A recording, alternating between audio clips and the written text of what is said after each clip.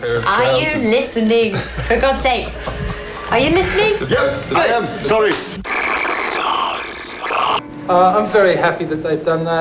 Ich bin froh über diese Entscheidung. Mitte der 80er habe ich hier 3 Jahre gelebt. Ich liebe Berlin und freue mich, dass Mute hier ein Büro eröffnet.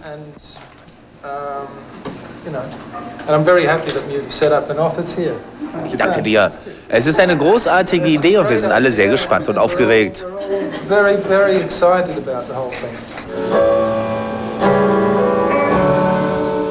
Bei seinem 30-minütigen Konzert präsentierte Nick Cave, unterstützt von Blixa Bargeld, bereits Songs vom neuen Album, das im April 2001 erscheinen soll. Natürlich auf Mute. Mute hat mir immer komplette künstlerische Freiheit gelassen. Das ist in der Musikindustrie extrem selten. Wir können eigentlich fast alles abgeben, ohne befürchten zu müssen, dass es abgelehnt wird oder in einem Management-Meeting merkwürdige Entscheidungen getroffen werden. Bei anderen Plattenfirmen ist das gang und gäbe. Das letzte Mal, als ich Daniel in Berlin getroffen habe, ich habe ihn dann seitdem noch ein paar Mal mehr getroffen wieder, aber das letzte Mal, als ich ihn in Berlin getroffen habe, habe ich mit Anne Berning, die ja jetzt eine der Leiterinnen von Mute Deutschland ist, gesprochen. Was ist denn nun mit Mute Deutschland? Und sie hat mir gesagt, just kick him in the ass, kick him in the ass. Und so I went to Daniel, kicked him in the ass and said, what about Mute Germany? And he finally did it. Ich habe einen sehr breiten Musikgeschmack und ich denke, das war für die Entwicklung von Mute eine sehr glückliche Sache.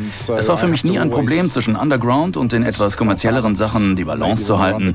Bei den ganzen Platten, die ich auf Mute rausgebracht habe, habe ich nie etwas gesigned, nur weil es Underground Credibility hatte oder kommerziellere Chancen hatte.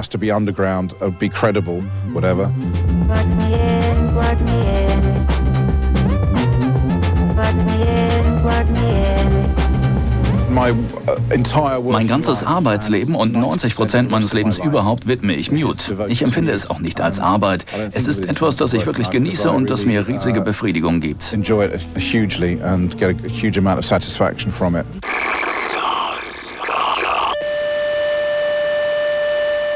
You spent lots of time in Germany. What would you say is this country to give culturally? Oh, I don't know. You can't tell? No, I don't know. No, I can't really answer that question. No? No. Okay. So you answer. I was only here for a couple of years. Yeah.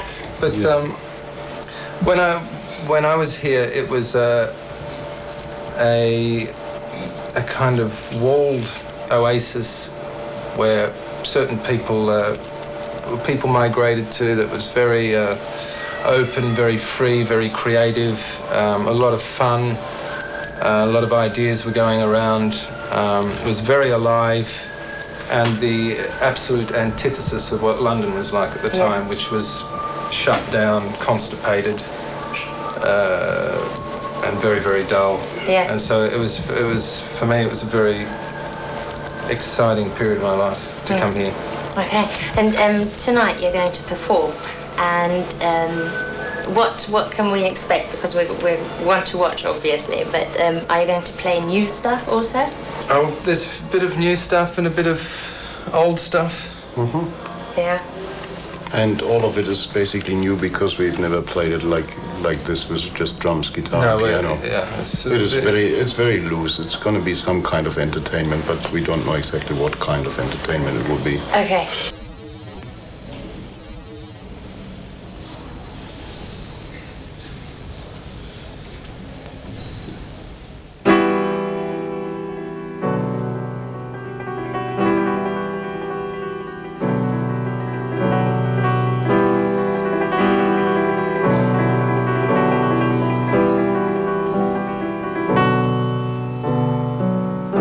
I began to warm and chill to objects in the fields. Ragged cup and a twisted mop, face of Jesus in my soup. Those sinister dinner deals, the meal trolleys, wicked wheels, and a hooked bone arising from my food. All things good or ungood, and the mercy seat is waiting, and I think my head is burning. In a way I'm yearning to be done with all this weighing up the truth An eye for an eye and a tooth for a tooth, and I got nothing left to lose, and I'm not afraid to die.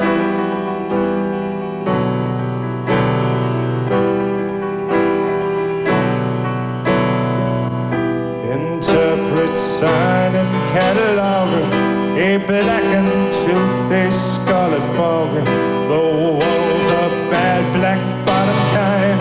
They are the sick breath of my hand. They are the sick breath of my hand. They are the sick breath of my hand. They are the sick breath gathering in my mind. I hear stories from the chamber how Christ was born into a manger, and like some ragged stranger died upon the cross. And might I say it seems so fitting in his way. He was a carpenter by trade. At least that's what I'm told.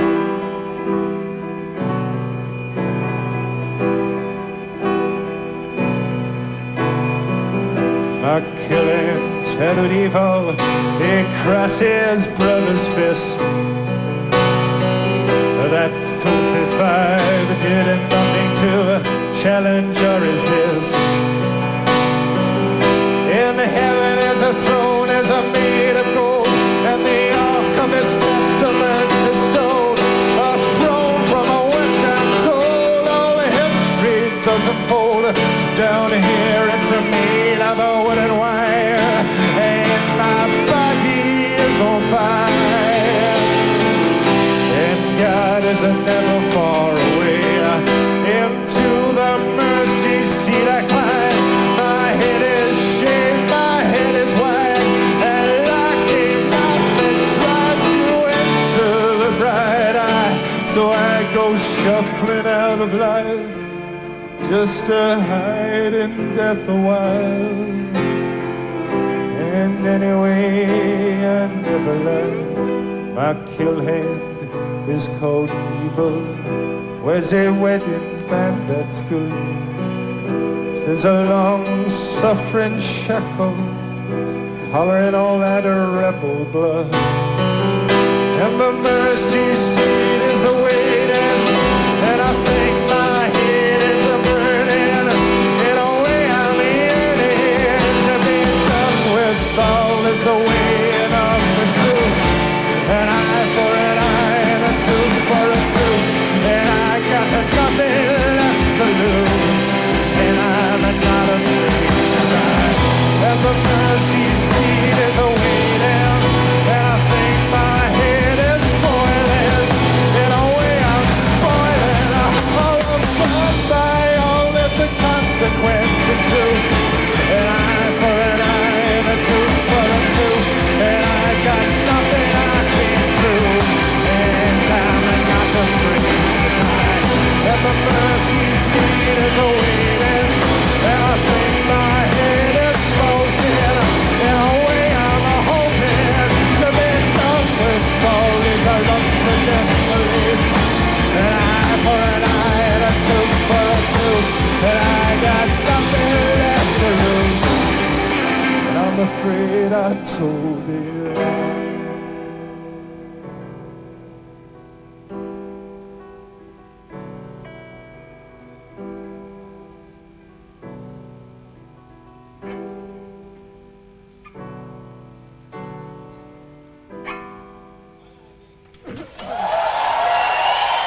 Are you listening? For God's sake. Are you listening? Yep, I am. Sorry. Take it serious, it's television. The last regular record sounded very, I would say, vulnerable and concentrated. And would you say that this work is kept up now on the next album? Or? Yeah. Yeah? Exactly the same or different? Well, I would say so too. yeah. I think it's the Boatman's Call was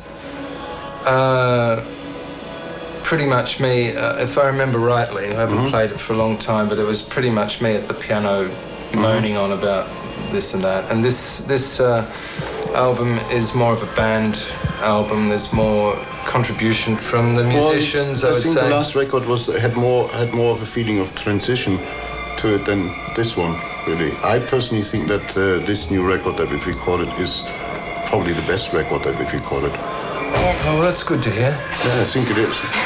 I think it is. It's much more. It makes more sense. It's more round. It is. It is the record after a period of transition. Yeah. Okay. And that's great.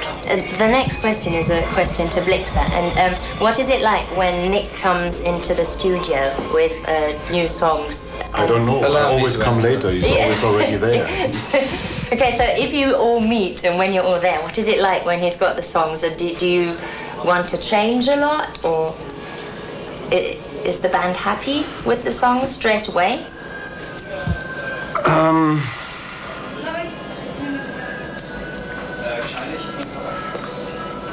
I'm glad that we do record all the songs, even if Nick is not convinced by some. Nick presents ideas in a particular workout and something, and we kind of record them all. And I'm really happy that we do record them all, because sometimes the songs that don't seem to be the best ideas turn out in a much better way than what they are. Yeah. Look like in the beginning. Yeah. I think. Und zurück hier vom Mute-Abend, and this is the wonderful Barry Adamson. Welcome on my show. First of all, we all have to talk about Mute, because this is a Mute event. What is your relationship to Mute? My relationship to Mute is that I'm artist on the label. Obviously. And of long standing. Mm-hmm. And actually, I was thinking about it on the way here, and I've been connected to Mute for 18, nearly 19 years, which made me kind of. They must be nice. What? Well, yeah, it seems to be the way. You know, there seems to be no need to necessarily move away from it, just because of the way it's structured. Yeah. And the way it works for an artist there. Yeah, but what is the special thing about Mute then? Freedom. Yeah, total freedom. Well, freedom in terms of like you're not really, they're not looking for the next sort of thing that's going to sell the most money, so therefore you don't fit into that category. The freedom really is about artistic expression, which I found for somebody like me, for some reason, to be particularly important. In terms of like my own development and the things that I want to do. Yeah. And you've also done lots of music for films, like films Delusions or Gas, Food, Lodging and Lost Highway. Mm-hmm. And what is the difference for you making music for real films or making music to made-up films? Right. Well, the difference is that there's a film that you know. Yes. I'm sorry. No, it's a different way of being. It's like, okay, so you have a set of images that are dictating to you the way you're kind of following or expressing a certain emotion that the director wants. Yeah. It's basically the director's vision that you're trying to help him express. Yeah. And what the film is trying to say as well. And I guess then what happens is that I become the director of my own music or the way I want to say something or express something. So that's the difference really, but you always hope that the two things are going to meet, and that the director therefore is going to go, I see what you're doing, where you're coming from, and that's exactly right. Yeah. Doesn't happen a lot. But it's still sort of the force of somebody over you saying, yeah, it's okay, and that's what I wanted, and that's not what I wanted. Yeah, and then you notice as well that it also becomes about more of a universal thing. Yeah. And things start to sort of click in ways that you and the director and everybody else just go like, yep, that's working. You can tell, you can see now, like with I was thinking about like some of the DVDs that you get now. They'll show a scene the way it was put together with music, and then they'll show an alternate scene, and you see why they chose the scene they did, because you're drawn into the screen somehow, and you start to breathe the life of the film. It's and And when that happens, it's really satisfying. Yeah. Because everybody just goes, yep, you know, there's no kind of like, well, I don't know if, well, what about maybe we try. So it's everybody or nobody? It can be like that. Yeah. It's quite cut and dry in that way. Yeah. There's no really kind of thinking about it. Yeah. Because it works or it doesn't. Yeah. And obviously you work with David Lynch. And would you say he's as eccentric as everybody thinks he is? Or is he quite a disciplined worker? It's probably both. Disciplined and eccentric. I think you have to be to make feature films, you know. Like that? Like that. I think there's a certain... I mean, he's definitely following a discipline sort of unto his own, but he's getting the work done, and he's kind of, you know, I guess focusing on where he exactly wants to pitch the thing, you know. But is he a warm kind of person, or is he quite sort of distanced to people? Well, I think you have to kind of maintain a little protection. Yeah. So you're not going to kind of go around like... Kissing everybody. But I think he's naturally quite warm, and you actually feel... I felt a great deal of fondness, I suppose is the word, towards him. And you know, and he can kind of give you quite a lot in just by doing just a very small thing. Okay. In one example, I was in a room at his house, working away, and it was like as though somebody pops their head round the door of the kitchen, like this, where you can smell the food, and he says, you know. Something sounds good in here, like that, and that is like enough because you kind of go like, okay, it's getting there because he's got the vision going on, you know, and so that's like really giving you something to work with, you know.